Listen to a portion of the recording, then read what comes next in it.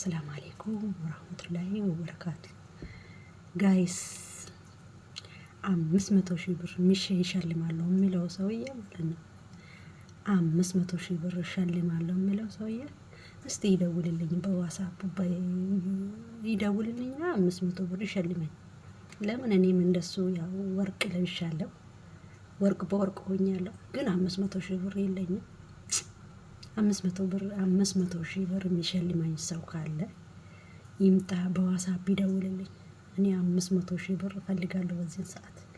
500 ብር ቀለበት፣ ይሄ ኮሼ የአንዳንድ ብሩን ለብሼ 500,000 ብር ያስታወስኩበት ምክንያት ይሄንን ስለለበስኩ ነው። አሁን ላይ ወጥቼ ማለት ነው እንደሱ ለብሼ 500,000 ብር እንዲሸልመኝ እፈልጋለሁ።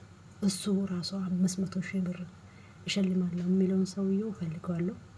እናንተ